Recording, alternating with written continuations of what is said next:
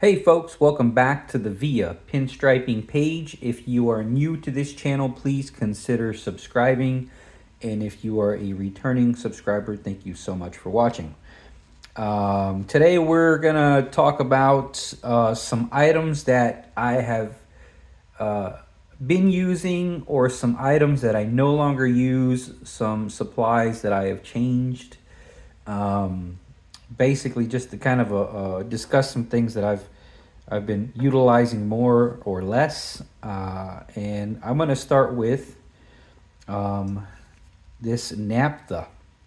So for a long time, I was reducing with mineral spirits, and I believe it was Hot Rod Jen that I overheard say that, or saw somewhere say that she uses naphtha when she's not using the reducers for the actual paints. I'm still, still don't really have easy access to them reducers. I'm also still fairly cheap, so I go for the cheaper routes usually. But the difference between this and mineral spirits that I could tell is, one, this is a lot less oily. It feels less oily. I feel like it works better. I feel like it reduces better. I feel like it dries roughly the same. I will say I think this dries a little quicker. I think it's a little stronger. I think it's a little hotter. But oddly enough, it does not really evaporate like the mineral spirits used to. So I got these jars that I use to clean my spirits with, or to clean my brushes with, right? These things now have the naphtha in it, and this used to go down quite quickly when I would use mineral spirits. Maybe I would leave it on, open or something, overnight on accident or something. I'd forget to close it, or I'd leave brushes in there for a little while. And over time, I would see it actually deplete. I'd see it go down and down and down. I'd have to refill it, or whatever the case may be. But this stuff doesn't seem to evaporate as quickly in these jars. Basically meaning that this is like a better value. It costs roughly about the same. You could find these in the same places. I think I got this probably at Walmart or Lowe's, because those are really the only two places I'll go to for that stuff. But better value, just all around better product. It even says thins enamels and varnish. Cleans, faster drying time. I just like this better. So if y'all are still on mineral spirits, keep an eye out for this stuff. Try to get your hands on some of this stuff. All right, that is probably the main one that I wanted to talk about. Secondly is the pencils that I use for marking out grids. So there's a few options, right? There's your regular Stabilos, which I've actually never got my hands on. Let me see if I can get this thing to focus. This is the Staedtler Lumo Color non-permanent pencil. You can get these online. I've seen them on eBay. I think I've seen them on Instagram. But kind of not really. You can't really walk into a store and get those. But something that my friend Anthony Monaco put me onto was the General's Scribe All Surface Pencil. You can get these usually at Hobby Lobby or Michael's. I think last time I went to Michael's, they didn't have them. But make sure if you do go to get these, if you don't get Stabilo or if you don't get the Staedtler, make sure it's the General's Scribe All. Because I got my hands on some generic ones, and they were crap. Here, I'll show you.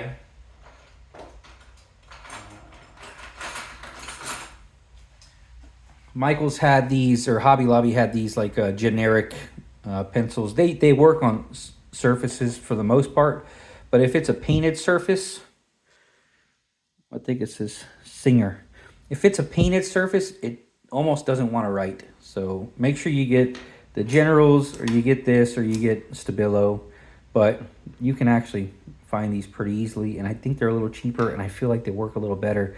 They wipe off a little easier. Another item that I am just over the moon over is still these bottles, right? So I'm still using bottles. I've not switched back to the cans. This is just way too easy to open. You go like that. Generally, I try to clean that off. I know when I went to visit with Jack, morning Jack, his stuff was all gummed up. I guess he had an accident and it squashed a bunch of bottles. But I was like, geez, man, you don't clean them things? So now there's my dirty cap. Shout out to Jack Fleming at Fleming Artistry on YouTube there. Okay, another thing. Something that I didn't expect to use as much as I do. Japan dryer. So Japan dryer here, it says, accelerates the drying of oil-based paint, enamel, and varnish. I've had this for quite a while because you only need just a couple of drops here and there. I have it transferred over to an empty jar of Tiger Balm. Just because you really only need a small amount, right? So I use this to help dry the paints. And I get it when you're just starting out, you're having issues with the stuff drying too quickly. But my preference is to have things dry, make sure they dry versus having to worry about, them drying too quickly. In order to get this out, I just use, a little straw. I'll dip it in there and just put my finger over the back end of it. And that's how I use as droplets. These things get a little crappy every now and then, but you could cut up a regular straw into multiple pieces and have a bunch laying around. So that's something I didn't expect to use as much as I do. I don't use this for art, but I do use this for anything that's going to be outdoors, any vehicle, any motorcycle. I use some of this alongside with a couple of drops of hardener. Again, something else I did not expect to use as much, but if I want the paint to be durable and I want the paint to for sure dry, there's your combination. You get your regular enamels, your one shot, your Ronin, your whatever, your alpha.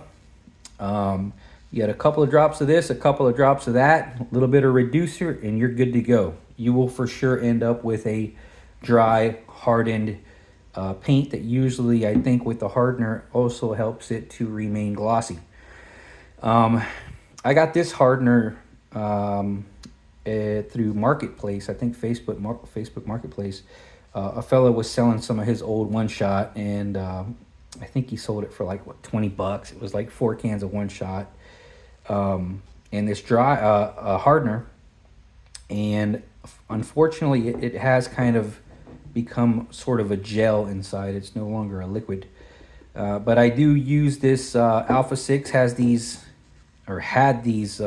twist on kind of caps. You put a hole in it, kind of use that as your screw in the lid idea. So I used this thing on a Tractor Supply hardener that I had bought, and that Tractor Supply hardener lasted me over 2 years. To the point to where it was starting to get to where it just wasn't dropping. It was kind of becoming this stringy goo. But man, this stuff really saved that bottle, because if you open these things up once and you pour a little bit out, this will eventually harden and it will eventually break. So the screw in the top's really been a lifesaver. Yeah, so hardener, Japan dryer is a must for me if I'm working on anything that will be outdoors. Another thing I started using, 2 things really, this is on the beginning end of things, is a wax and grease remover to ensure that there's no contaminants on the vehicle that I'm working on. There's various brands that you can get. I just saw this like on sale somewhere online, and I bought this. So, I know the custom shop name. Some people feel a certain way about it, but so far I've gotten some pretty good results with that. I don't actually carry around this whole bottle. I have a decent amount in this PET bottle, which works just fine, because you really don't need a ton of it when you're out there cleaning stuff. So this, alongside with spray away glass cleaner, will get your surface extremely clean. I was so surprised when I started using the wax and grease remover alongside with this after the fact.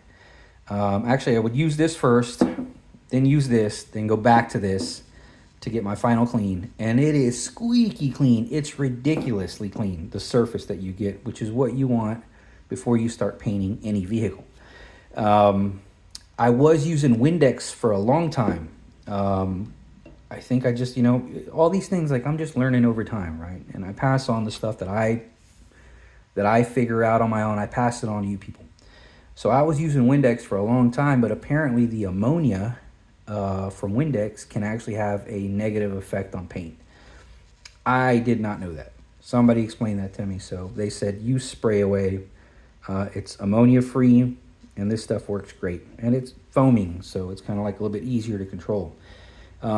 Also fits in my brush box really well. So these two items are new to me. I like this. I believe there's a few other brands that people recommend. I couldn't tell you at the moment. But wax and grease remover, spray away for sure, to get your surfaces really nice and clean. Another thing that I've moved on to that I didn't do for a long time was actual brush oil. This is Snake Oil brand brush preservative from the fine folks at Paint Cult. So you can find this stuff on paintcult.com. So I was using like motor oil, mineral oil for a long time. The mineral oil is basically the same thing as baby oil from what I understand. The issue that I had with that stuff was at one point, I had my brushes out in the sun and it baked my brushes like to a crisp. It like fried them. So that's one negative to using mineral oil. So I've moved on to brush oils, and my friends here at Paint Cult actually created this product, or have this product. It says just dip your brush after using it to keep it preserved, not for consumption. Do not freeze, because this is snake oil. Here it says, will regrow hair after 75 years of consecutive use. So there you go, folks. Get yourself some snake oil. But yeah, the brush oil, at this point, why mess around? There's oils made for brushes. People have figured out what's best for them. So, it's easy to get. It's easy enough to get. And you don't hardly use much of it. So there's that. I'm on to brush oils now. I'm off the motor oil. I'm off the mineral oil. I'm on to brush oils. Another thing that I bought and I don't really use that often. So this is on the reverse side, right? I got this thing. It's like to fix mistakes. It's like a wiper tool. Every now and then I reach for it. It's rare. Mac sells these. I think there's a few versions now. I believe Von Dago has his own version of it. But it's basically just a rubber tip, and if you make a mistake you can sort of squeegee it back. So if you go over a line, you can sort of squeegee back your mistake. Sometimes I would dip it in some reducer, kind of wipe the excess off, and that would kind of leave me a damp reduced kind of tip where it had some reducer on it, and it would kind of push back my mistake. You also have a pointy end. So, it's just rare that I use this. I actually cut up my paper towels, my shop towels. I cut them up into little pieces, as you can see. And that's how I use mine. So if I make a mistake, I've actually gotten really good at creating a small corner here. I'll dip that in some reducer and I'll wipe my mistakes with that. I've gotten really good with these. Plus, again, my cheap ass will make sure to get as much use as I can out of a small square. Another thing that I've moved on to, because there was or seemed to have been some sort of shortage with the Dixie cups, the wax-free Dixie cups. These medicine cups are still readily available. I don't really see any issues with my reducer eating through it or anything. I think every now and then I'll find a little puddle underneath it, but they're pretty resilient. And I've had no adverse effects, but I guess time will tell with these. I have seen some ones that are clear that are not so squishy. They're a little bit more, what's the word? A little bit more durable.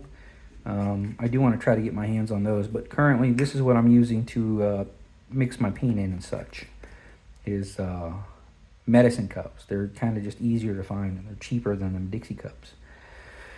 Last but not least, I got these palettes from Alpha 6 a while back. I actually purchased a few of them because I didn't know, I don't know, you get to buying stuff. I'm sure y'all are in a similar boat. You're just buying things you don't know, right? So I got this one. This is what they call the right-handed version. So you would hold it here with your left hand, and you would palette with the right hand, and there's, your spots for your cups. So I got that, and I liked it, and I used it here and there, and then somehow I got my hands on the left-handed one. Now, I don't know if you could tell, but the left-handed one's gotten a hell of a lot more use than the right-handed one. So it's like just a design situation for me. That's why it's real important to understand with these things, folks, that it's all personal preference. Now, before you say anything about making my own, because I got so many damn comments, why don't you just make your own? So I like this thing, like, a lot. I like the weight. It's substantial. It's got like weight to it, right? The cups are welded on. I think this is actually riveted on. I like the shape. It's just the right size. So, I get these little pamphlets from like hotels and such, or anywhere you could spot them, and I'll just fold this in half, and that's what I use to palette. So I've gotten to where I palette pretty small, so I'll probably use like this corner, this corner, this corner, this corner to palette.